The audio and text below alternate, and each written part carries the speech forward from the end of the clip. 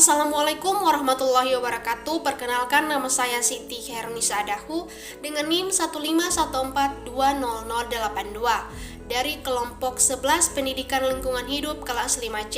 Di sini saya tidak sendiri, ada satu rekan saya yaitu Perkenalkan, nama saya Masria Besulani dengan NIM 151420081. Dalam video ini kami akan membahas tentang etika dan baku mutu lingkungan. Langsung saja, poin pertama adalah problematika lingkungan yang harus mendapat perhatian. Problematika lingkungan terkait dengan pengembangan falsafah hidup atau etika tentang cara mengelola dan bereksistensi sehubungan dengan harmonisasi hidup dengan alam. Dengan demikian, problematika lingkungan berhubungan dengan problematika etika manusia yang cenderung sulit dipecahkan. Hubungan manusia cenderung ambigu, mengakui bahwa perlunya tata nilai yang baik, namun manusia sendiri terus mengeksploitasi alam.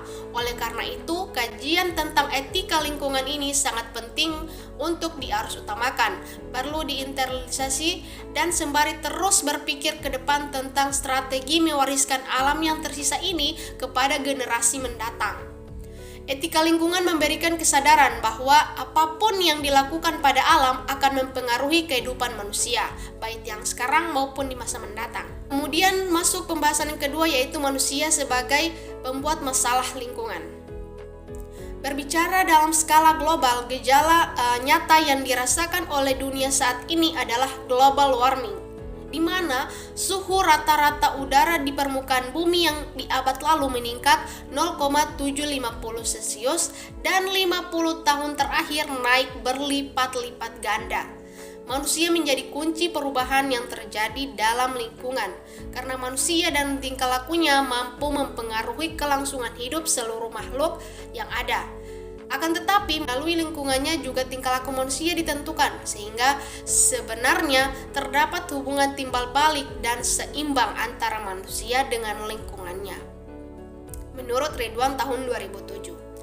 Sehubungan dengan itu, menurut Ali Kodrat tahun 2012, akar permasalahan pokok bagi masalah lingkungan adalah manusia dengan pertumbuhan dan segala perilaku yang mengabaikan alam dan Tuhan penciptanya, serta juga mengabaikan etika lingkungan. Kenyataan tersebut bisa jadi akan terus menjadi bagian dari kehidupan manusia selama tidak ada perubahan radikal dalam diri setiap manusia.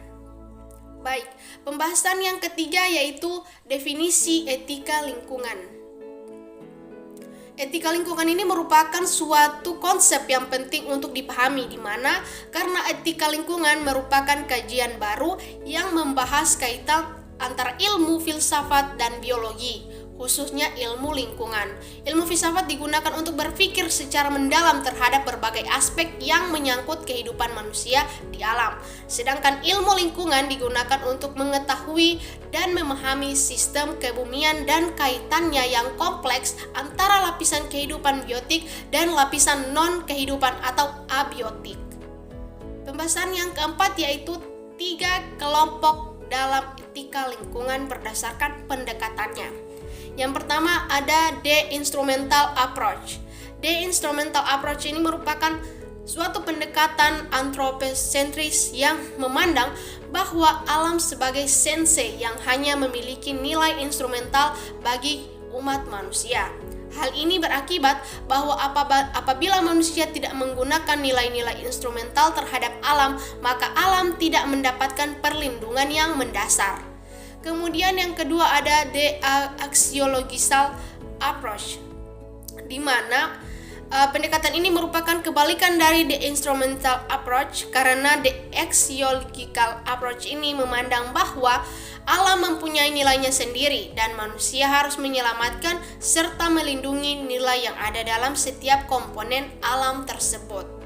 Kemudian pendekatan yang ketiga adalah de-anthropological approach, di mana pendekatan ini merupakan pendekatan yang utamanya berkaitan dengan identifikasi tentang keberadaan manusia atau cara seharusnya manusia bersikap atau berperilaku terhadap alam. Pembahasan yang kelima adalah teori-teori yang berkembang dalam etika lingkungan.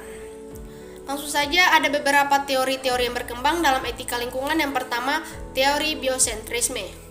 Teori lingkungan ini memandang bahwa setiap makhluk hidup dan kehidupannya itu mempunyai nilai dan berharga pada dirinya sendiri. Tidak hanya manusia yang mempunyai nilai, alam juga tentunya mempunyai nilai pada dirinya sendiri, terlepas dari kepentingan manusia. Kemudian yang kedua ada teori ekosentrisme, di mana teori ekosentrisme ini menempatkan komponen biotik dan komponen abiotik dalam satu posisi yang memiliki keterkaitan. Aspek moralitas yang menjadi tanggung jawab manusia tak terbatas pada makhluk hidup semata. Kemudian yang ketiga ada teori teosentrisme. Teori teosentrisme ini merupakan teori etika lingkungan yang lebih memperhatikan alam secara keseluruhan, yaitu hubungan antara manusia dengan lingkungan. Konsep etika ini dibatasi oleh agama atau teosentrisme dalam mengatur hubungan manusia dengan lingkungan. Kemudian teori yang keempat yaitu teori ekofeminisme.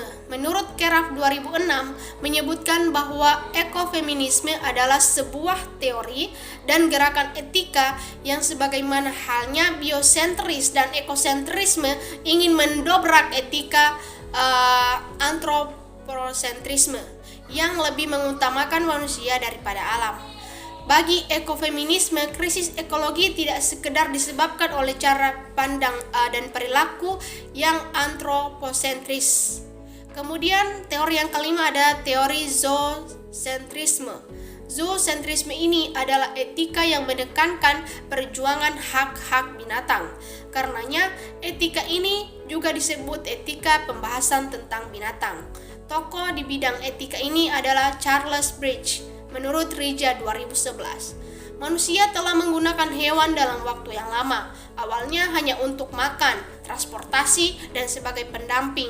Selain itu, hewan juga digunakan sebagai objek dalam meneliti eksperimental pengembangan obat yang berawal di Yunani kuno pada masa Aristoteles dan Hippocrates menurut Baumans 2004. Kemudian selanjutnya ada teori neo-utilitarianisme.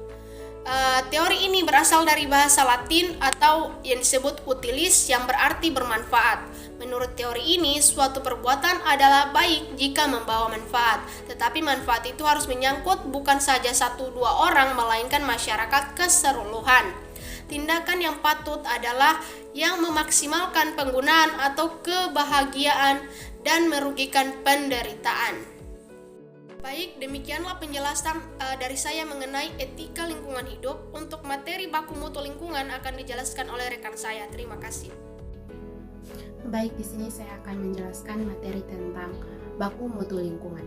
Baku mutu lingkungan merupakan ukuran batas atau kadar makhluk hidup, zat, energi, atau komponen yang ada, harus, dan unsur pencemar yang ditenggang keberadaannya dalam suatu sumber daya tertentu sebagai unsur lingkungan hidup.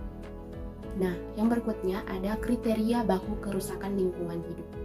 Ukuran batas perubahan sifat fisik, kimia, atau hayati lingkungan hidup yang dapat ditenggang oleh lingkungan hidup untuk dapat melestarikan fungsinya. Yang ketiga ada nilai ambang batas. Kemampuan lingkungan diistilahkan dengan daya dukung lingkungan, daya toleransi, dan daya tegang.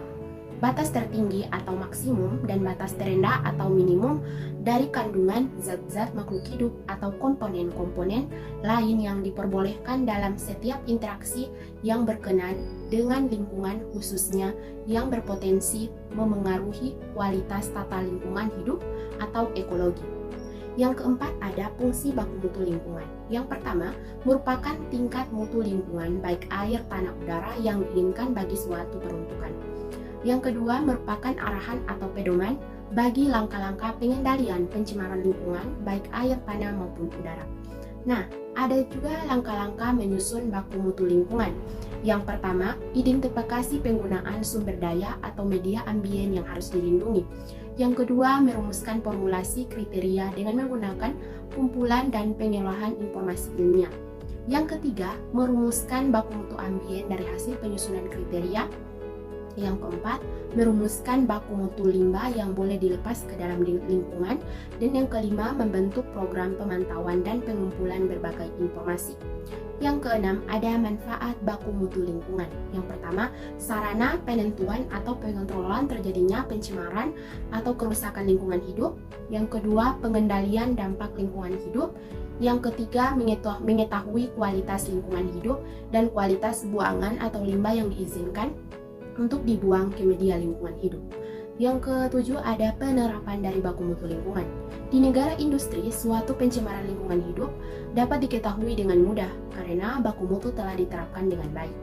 Yang kedua, penetapan ketentuan baku mutu lebih memudahkan baik dalam pembinaan lingkungan hidup maupun masyarakat yang menjadi korban dapat dengan mudah mengidentifikasi pencemaran lingkungan yang terjadi.